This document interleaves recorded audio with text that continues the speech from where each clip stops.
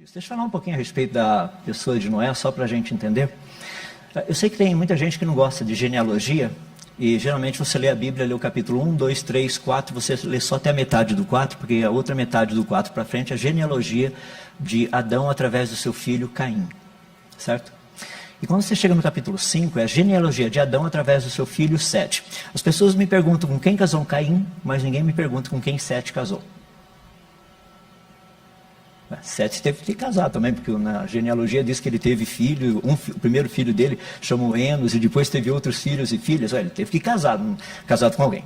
Então é importante nós entendermos essa ideia dessa genealogia, principalmente a do capítulo 5, porque ela nos dá alguns pontos muito importantes. Só para você ter uma ideia, se você for somando as datas ali, tem um negócio muito legal. Você vai perceber que praticamente Enoque, que foi o bisavô de Noé, ele nasceu no ano 622 depois da criação de Adão. Ou seja, 622 anos. Espera aí, Adão viveu quantos anos? Eu sei, lembrei, você nunca leu a genealogia, não tem problema, está desculpado. Adão viveu 930 anos. Espera aí, se Adão viveu 930 e Enoque, que foi o bisavô de Noé, nasceu no ano 622, então Adão não tinha morrido quando Enoque nasceu. Se Enoque precisasse saber alguma coisa, ia perguntar para Adão: Adão, me continua aquele negócio lá da criação. Ô meu tataraneto. Maior prazer, deixa eu contar. Tá vendo? Eu não tenho nem umbigo. Fui criado. Minha esposa Eva também. Percebe? Se você olhar um pouquinho mais, e é bem legal ali, daí se você pegar, no caso, Matusalém. Matusalém foi o avô de Noé. Matusalém nasceu no ano 687. Espera aí. Adão morreu no ano 930. Então o avô de Noé deve ter conhecido Adão pessoalmente também. Rapaz, que coisa. E se você pegar o pai de Noé, que foi Lameque, Lameque nasceu no ano 874. Lameque tinha 56 anos de idade quando Adão faleceu. Já pensou que legal Noé chegando para o pai dele e falando: ô pai, me conta aquela história da criação de novo. Claro, meu filho. Um dia fomos o seu avô e seu bisavô conversar com Adão pessoalmente, para tirar as dúvidas da família, sabe? Foi muito legal ele dizendo como Deus o fez do pó da terra, o que aconteceu lá no Éden durante os anos que eles moraram lá, e a lista vai. Imagina algo que é fascinante, porque o filho de Noé, chamado Sem, ele nasceu no ano 1558. Nem Lameque, nem Matusalém haviam morrido ainda. Já pensou Sem chegando lá e falar: ô Bisa Matusa, me conta a história de novo lá. Claro, meu neto, com o maior prazer.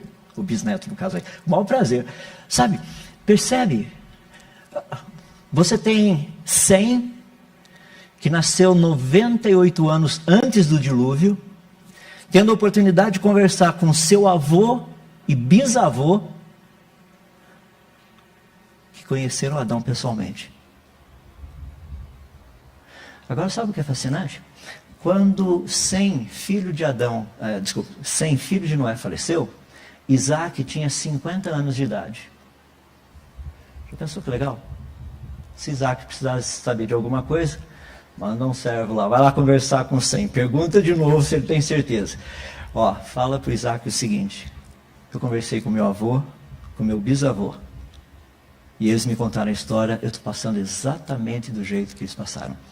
Agora eu vou deixar você fazer o resto da continha. De Isaac até Moisés são quantos anos? Você vai saber por que a história chegou até nós tão precisa.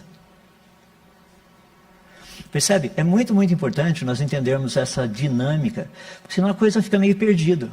Só para você ter uma ideia, Enoque tinha 308 anos de idade quando Adão faleceu. Matusalém tinha 243 anos. O Lameque, pai de Noé, tinha 56 anos. E Noé nasceu 126 anos depois de Adão ter falecido. A história da Bíblia é muito próxima. Por que você acha que Deus deixou genealogia para a gente? Eu entendo que tem muita gente falando: não, mas as genealogias não estão completas. Rapaz, então Deus é um perverso. Por favor, ele não é. Mas por que Deus deixaria um negócio incompleto com datas? Se ele não quisesse que a gente fizesse cálculo, ele não colocaria números. Só põe lá, Adão gerou um filho à sua imagem e semelhança, deu a ele o nome de Sete. Depois que teve Sete, teve ainda outros filhos e filhas. Pronto, passa para o próximo. Se faltou alguma coisa, ninguém vai calcular nada. Mas se Deus colocou números, é para que a gente calcule. E Deus não é Deus de confusão. Então esse homem Noé, primeiro, estou só falando um pouquinho a respeito dele, que é uma pessoa muito interessante. Quando você olha assim, lá no capítulo 5, diz o seguinte, que Matusalém teve um filho, e esse filho literalmente deu ele o nome de Lameque, que foi o pai de Noé. Mas depois que Lameque nasceu, Matusalém ainda teve outros filhos e filhas. Então Noé tinha tios e tinha tias. E a Bíblia nos diz que Lameque, pai de Noé, depois que Noé nasceu, ele ainda teve outros filhos e filhas. Isso mostra que Noé tinha o quê? Irmãos e irmãs. Não era de uma família comum, como eu e como você. Então, se nós pegarmos Noé e olharmos, você vai perceber que Noé tinha tios e tias, provavelmente primos e primas, tinha irmãos e irmãs, provavelmente sobrinhos e sobrinhas. Deixa eu fazer uma pergunta. Por que só Noé e sua família entraram na arca? Cadê os tios e as tias? Onde estão os primos e as primas, sobrinhos e as sobrinhas? E o pai de Noé? Isso aí a gente sabe. O pai de Noé, isso eu vou deixar para você fazer a continha. Quantos anos antes do dilúvio ele morreu? A novela está errada, tá?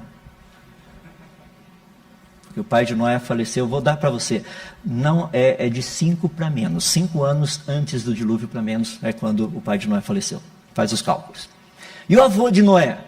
O avô de Noé, o Matusalém? O Matusalém faleceu no ano do dilúvio. Por isso que nem ele, nem o pai de Noé entraram na arca. A mãe de Noé, não sabemos, a avó de Noé também não. A sogra é óbvio, isso não vou tratar disso, a gente deixa para outra parte. Só de zoeira, tá? Só brincadeira. Percebe? Noé era de uma família como a gente. Agora imagina Noé, toda essa bagagem que ele recebeu do seu avô, bisavô, seu pai, foram homens que foram contemporâneos de Adão. Imagina a informação que isso não chegou até ele. Eu só estou colocando para vocês, porque as pessoas têm muita dificuldade quando a gente fala do dilúvio. As pessoas pensam assim, Noé, aquele homem arcaico, sabe, homem das cavernas e tudo mais. Pessoal, se você ler a genealogia no capítulo 4 de Gênesis, ali nos é dito que o sétimo depois de Adão, Tubal-Caim, o sétimo não, foi o oitavo, ele era artífice de todo instrumento cortante de ferro e bronze.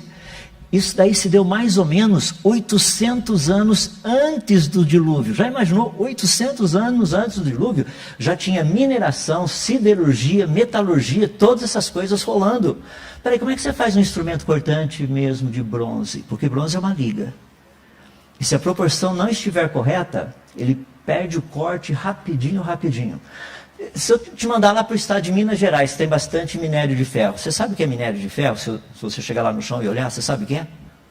Você sabe como transformar aquele negócio vermelho em faca pelos processos de oxirredução?